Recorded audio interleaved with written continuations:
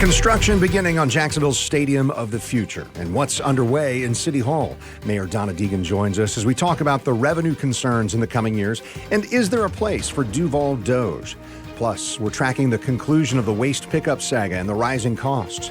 There's good news for the city in the growth department, a new medical school breaking ground in the coming days, and an historic neighborhood takes a big step for national recognition, all on This Week in Jacksonville. Thanks for being with us today. Jacksonville Mayor Donna Deegan is with us. We talk with you about once a month here on the show. And feels like I was just here, Ken. I gotta say. It seems like it, right? Just a few weeks ago.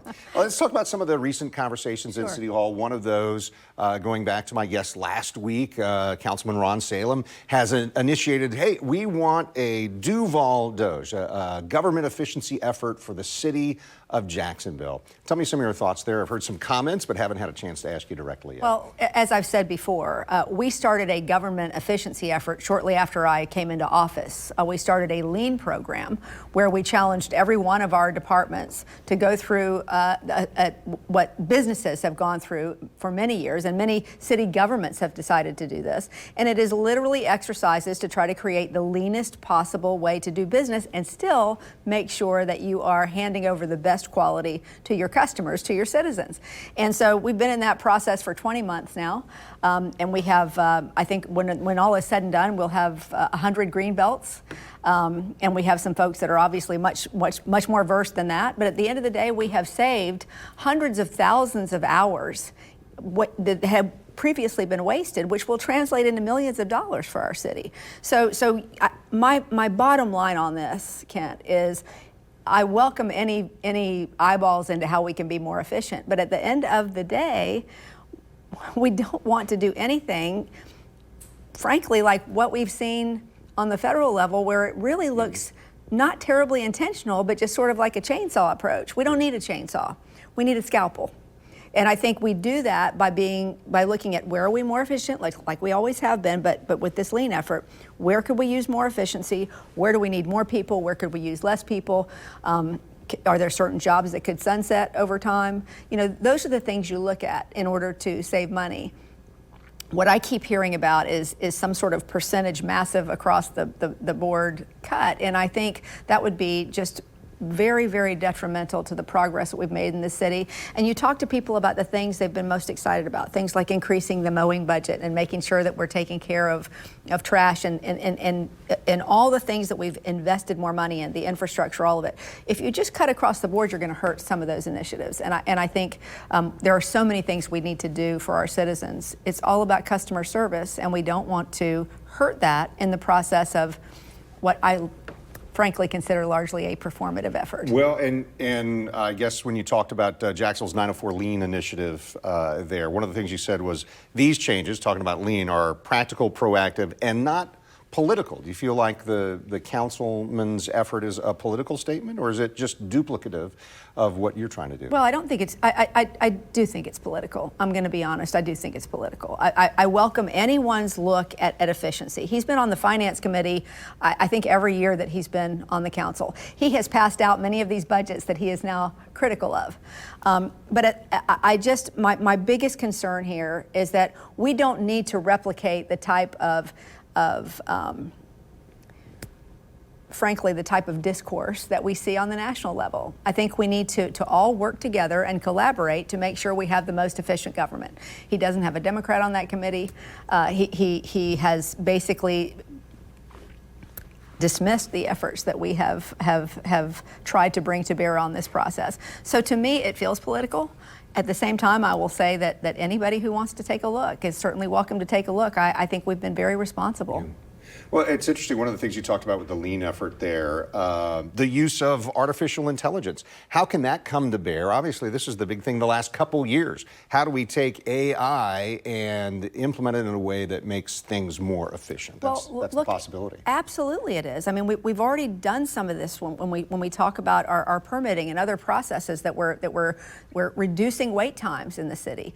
Time is money for businesses. It's money for everybody, right? Yeah, for a municipality as well. So AI can both streamline and frankly make better a lot of the processes that we have, and we're very involved in using that, and we'll continue to do so. Yeah. I want to talk a little bit about something that happened in waste pickup here. So Meridian Waste, one of the contract waste management folks on the north side, there was the contract and there was a proposal and there was a lawsuit and now there's not. Right. Give me your view on what happened there, because I think at the end of the day, maybe they got the increase that they originally wanted. How would you explain this to folks? Well, they will eventually get the increase that they wanted. But the way we looked at this was through several lenses. Obviously, neither one of us wanted a costly lawsuit. That would have defeated the purpose of we were trying to save some money and make sure that we were doing the best thing for the city.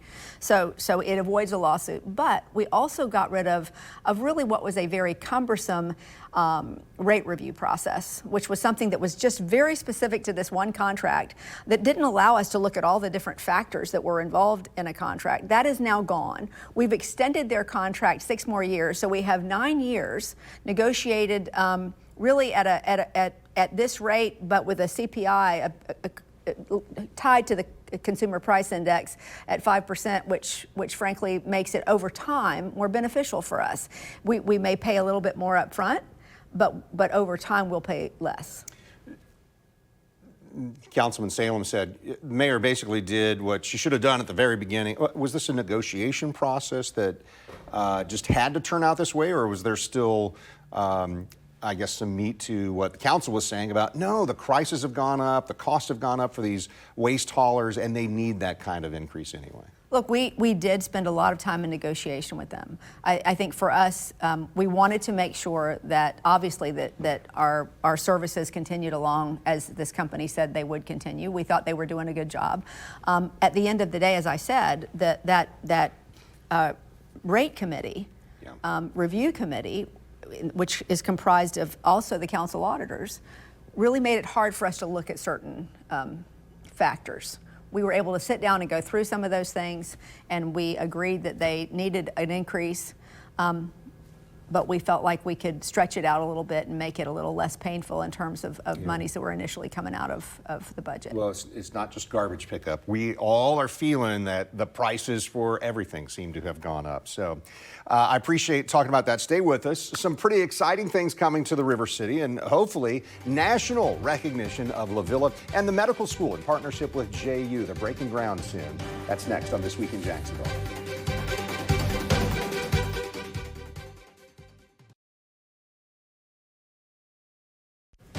You're watching This Week in Jacksonville with Kent Justice. Jacksonville Mayor Donna Deegan is with us today. Some exciting things happening, and one of those I wanted to talk about is La Villa. So this community, oldest neighborhood in Jacksonville, as I understand it, established like 1866. Tell us about this effort to get it on the National Register of Historic Places. Yeah, it's really long overdue, Kent. I mean, it is Jacksonville's oldest neighborhood. Such a storied, cherished past in that neighborhood, our original melting pot of so many different communities that came to Jacksonville. So we really just want to, we want to marry that with the future in La Villa. And so by designating this as a historic land site, it is going to give us so many opportunities to invest further. We've invested in Lift Every Voice and Sing Park. You're going to have the Emerald Trail, which will be in that area. There are so many things happening, but if you have that designation, economically, you're eligible for so many things that would continue to help us to invest in that area. Help us understand what some of it, because this would be state and national recognition. Yes. What are the opportunities that come there? Well, I think if you get that state and national recognition, it sort of puts you in line to be able to ask for funds that are tied to historic sites, like we have in Jacksonville. So I think in that way it helps you to apply for additional monies to be able to invest in that neighborhood. Doing just some research on it. And so fun to hear the stories about why should La Villa be added to this register. So Cultural Center for Blues, Jazz, Ragtime, home to the first public blues performance at La Villa's Colored Air Dome in 1910. Right. These are really cool elements of why La Villa should be recognized. Well, I always talk about, my family's connection to La Villa. That's where my great-grandfather, or my grandfather and my uncle had the Roosevelt Grill that Hank Aaron used to come into all the time. It's one of those places where everybody has a story about how they're connected to greatness in terms of La Villa. And it really put Jacksonville on the map in so many ways.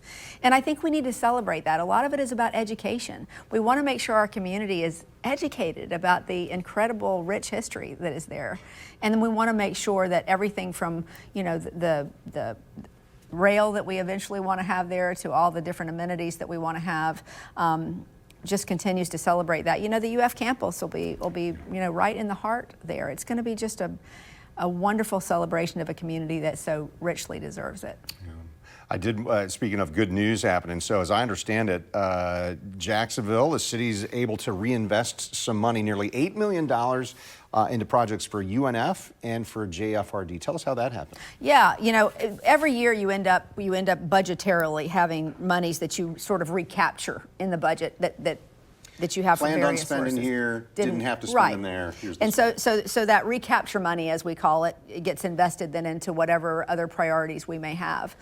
We had a number of priorities for JFRD, renovating 2 fire stations. That's $4.7 million of it, and we're going to continue to make sure that the firefighters there have the resources they need. So that's part of what that money is. But then also, the idea of this esports complex, this $3 million esports investment at UNF, that's a multi-billion-dollar industry, even just in the state of Florida. And it allows us to educate the workforce of the future. It really allows us to diversify our economy and create people in that workforce that could bring some of those billions of dollars to Jacksonville. I mean, people travel in big numbers to see those esports tournaments. And we want to graduate some of the people that are going to want to be leaders in that industry, because literally it is, I think I read something like a $90 billion industry nationwide. So I'm very, very focused on making sure that our economy here is diversified. Well, and I hear you saying esports, and I think most of us would say, oh, a bunch of gamers. Well, it goes beyond that, right? Boy, does it ever. I've been educated on this topic. Yeah. It attracts the people who are maybe interested there, but also supporting it in STEM fields. Well, that's right? what I was going to say. This also is a STEM field. So, I mean, it really is big, big business. And if our universities are focused on creating the workforce for what is desired out there, this is one of the fastest growing areas that we have. And so when MOAS came to us and said, this is something we really feel like we could be a leader in, and we've seen other communities be successful with that, we said, sure, sounds like a wonderful thing to invest in. You're talking about the president of UNF, MOAS. Yes. Moaz Lamayam, yeah. Who that smile and energy can get you on board with almost anything, right? No, it's true, but this is a good one. and this is something where they would even do some competitions there at UNF, so maybe even some tourism income as well. Well, that's what I'm saying. People travel from all over the world to these tournaments. I mean, literally billions of dollars can be gained through these types of tournaments, and then creating the workforce that goes along with it. So I think it's fantastic, and I think it'll put us on the map in a new way. Something new on the map coming to Jacksonville this Wednesday, 10 a.m. The mayor is going to be there for an historic groundbreaking for LECOM at Jacksonville University. So this is the region's first 4-year medical school. That's right. That we heard some plans about, but groundbreaking there means, oh yeah, this is really happening. It's really happening, and it's such a big deal for us because, as you know, healthcare is one of our biggest industries. We are the medical tourism here, just for the amount of world-class healthcare that we have in Jacksonville, is astounding. But we have a shortage of healthcare workers, and so this will help us not only replenish the physician numbers that we need, but it's also going to create a state-of-the-art facility that will attract people to Jacksonville. And I think both of those things are wonderful. Wonderful to have that here. And so much of your life in these last couple of decades has been about healthcare. Has to feel, just on an individual basis, gratifying to see that this is happening in Duval County. Yeah, absolutely. I mean, by 2030, you're looking at 600 jobs. That's a big deal. And I think that, you know, anything that we can do to enhance our image, and it's a good one, as a place for medical care and create more medical tourism. People that want to come here, they're just exposed to the wonderful quality of life that we have here, and they want to stay. And I think that's good stuff for us. So not just about JU or LECOM here. It's happening because they've got agreements with Baptist Health, Flagler Health, Advent Health, all of this is part of their plan You to bet. make it happen here in the region. No, it's great. Thanks for talking about that. So stay with us. The mayor's going to stay with us. We're talking about the budget town halls that she's had. They continue. One more is on the agenda. Also going to talk through a board of directors shakeup at JTA. That's next on This Week in Jacksonville.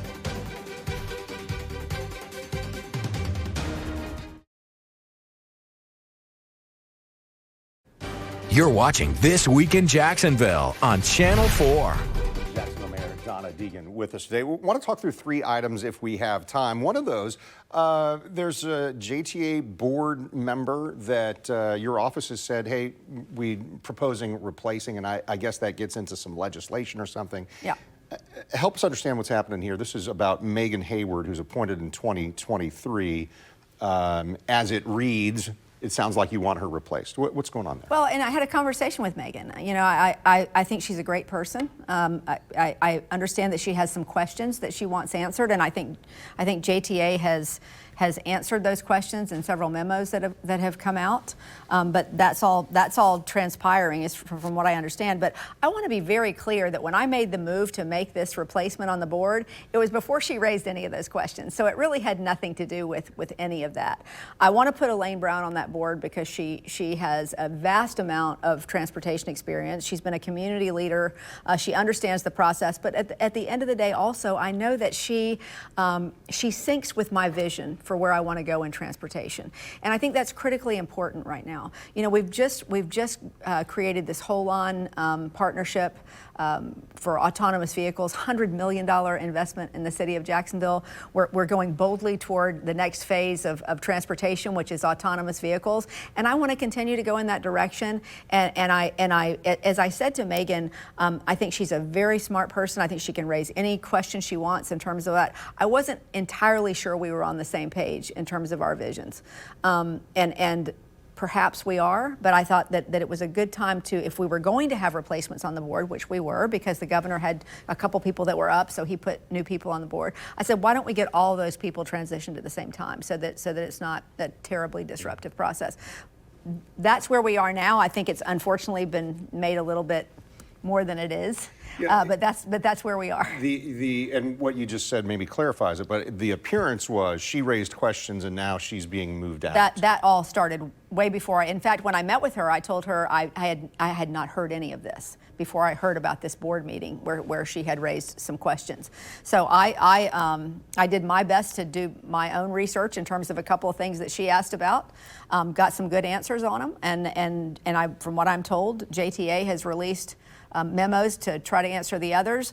Wherever that goes, you know, we'll let it take us where it goes. But that has nothing to do with why I wanted to put Elaine on the board. All right, we talked about DOGE earlier, and kind of it's a federal thing making its way down to the state, now local. Same sort of thing happening with DEI initiatives or initiatives to wipe out DEI efforts. We're seeing this happen on the state side. A couple of Jacksonville people involved. Senator Clay Yarborough has a bill, Representative Dean Black has a bill, and they're trying to block local governments from passing DEI initiatives. How do you feel about this? Those haven't passed yet, but obviously making their way through the process in Tallahassee.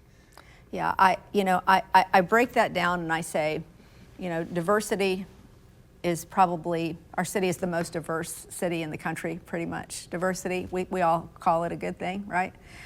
We all want everybody to be on an equal playing field. Inclusion is certainly generally regarded as a good thing. So I think this whole term DEI has become sort of a boogeyman for people. And I think it's too bad, because I think some of the ideas behind it, simply to make sure that we're creating a pathway for everybody, are good things. I don't know where this will go. You know, certainly it seems like it's been going that way, both at the federal level and at the state level.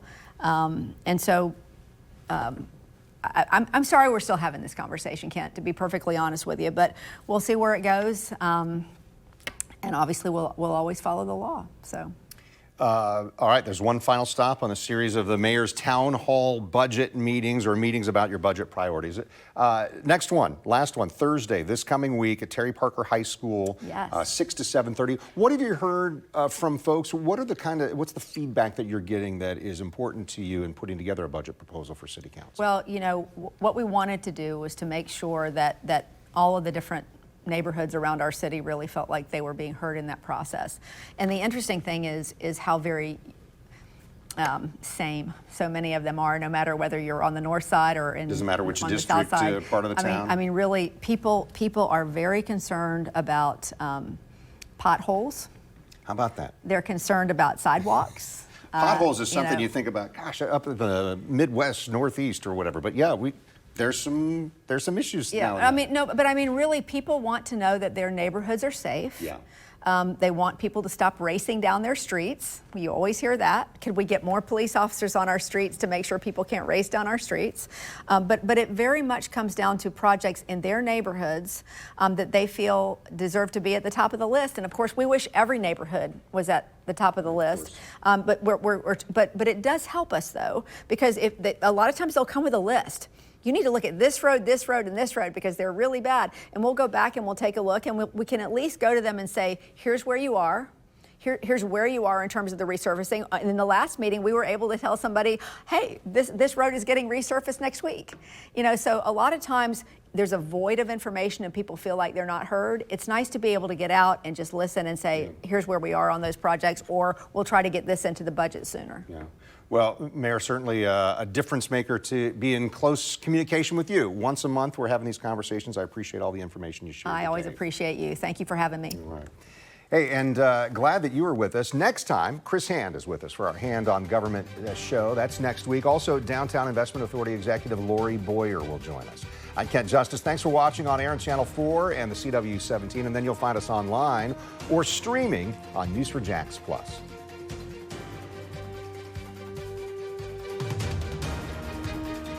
See why every day more people are choosing News4Jax, Northeast Florida and South Georgia's #1 source for local news.